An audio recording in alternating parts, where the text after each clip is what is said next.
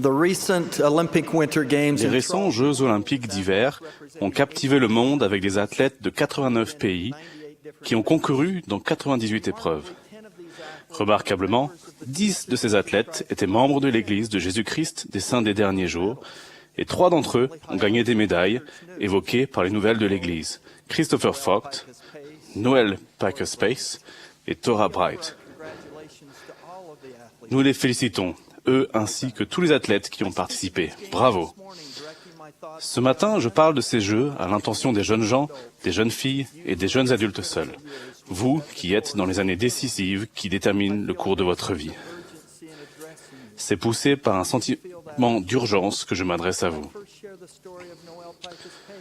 Pour que vous ressentiez cette urgence, je vous raconte l'histoire de Noel Packer-Space, une de ces athlètes membres de l'Église.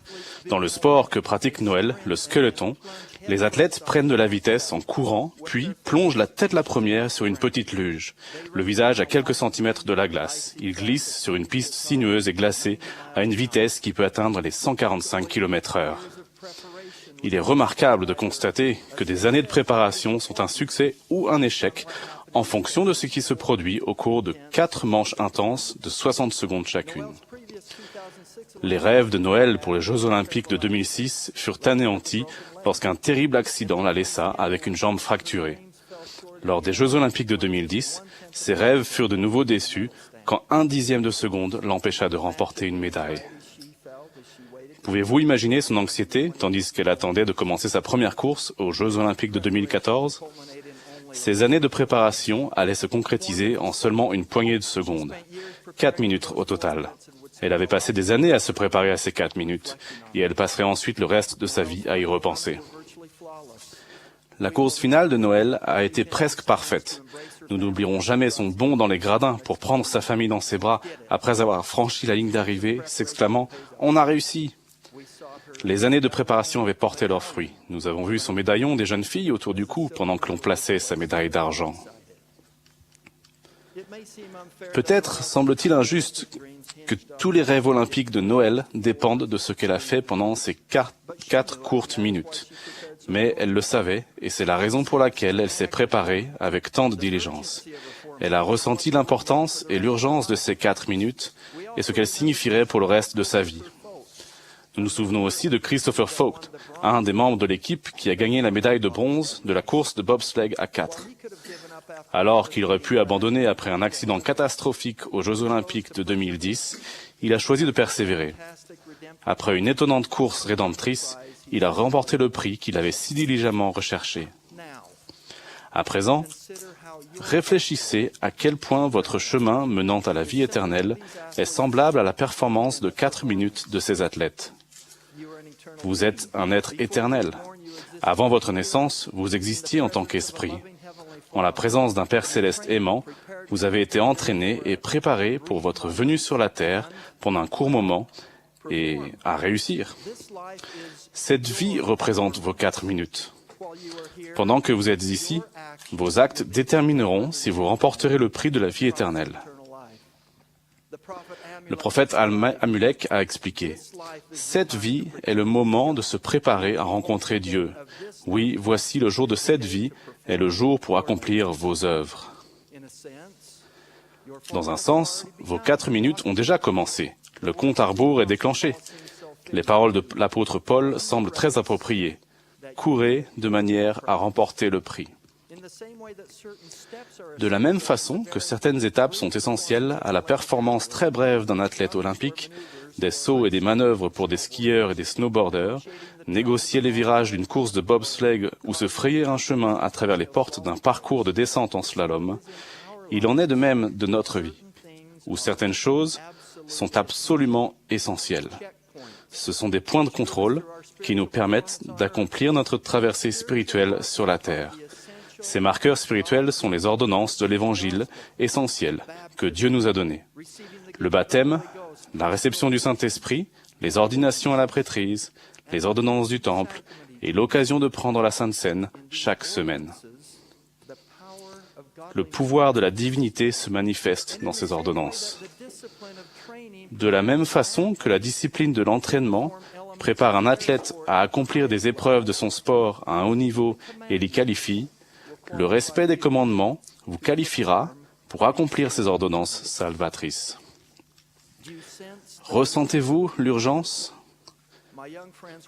Mes jeunes amis, où que vous soyez dans votre performance de 4 minutes, je vous exhorte à vous demander, que dois-je faire ensuite pour gagner ma médaille? Pendant cette conférence, peut-être le Saint-Esprit vous a-t-il murmuré ce que cela peut être. Vous préparez plus consciencieusement à une ordonnance que vous recevrez plus tard, ou en recevoir une que vous auriez dû recevoir depuis longtemps. Quoi que ce soit, accomplissez-le.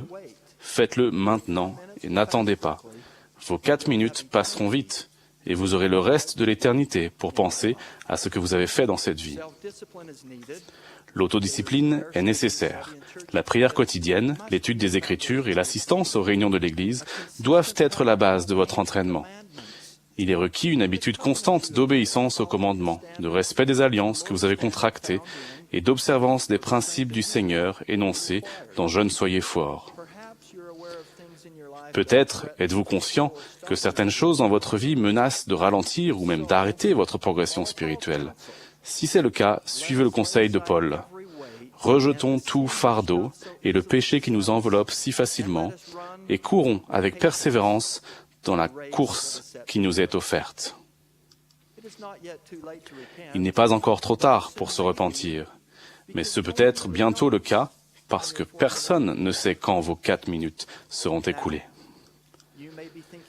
Il se peut que vous pensiez, j'ai déjà tout gâché, mes 4 minutes sont déjà une catastrophe, je n'ai plus qu'à abandonner. Si c'est le cas, arrêtez de penser cela et ne le repensez jamais plus. Le miracle de l'expiation peut compenser les imperfections de notre performance.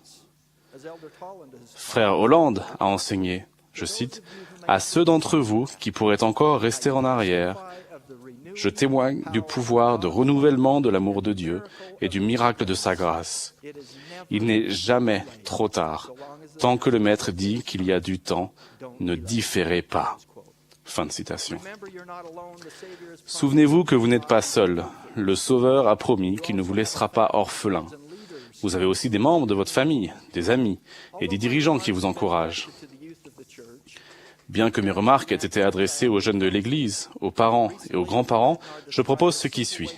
Récemment, frère Bednar a décrit un moyen simple de procéder à une évaluation familiale pour enregistrer la progression sur le chemin des alliances au moyen des ordonnances essentielles.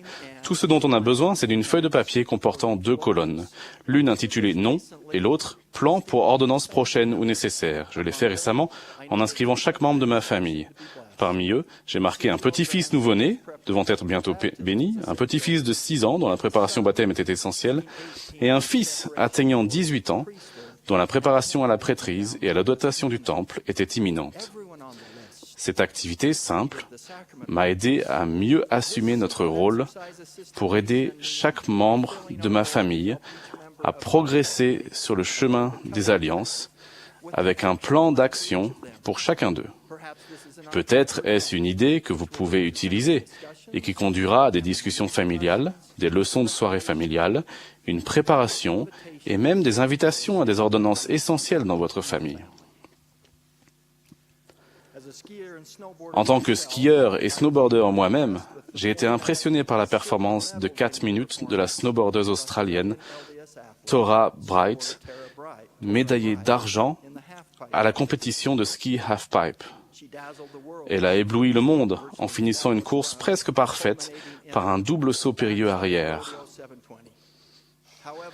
Cependant, c'est son comportement envers ses concurrentes, empreint d'amour chrétien, qui a le plus impressionné et surpris le monde entier.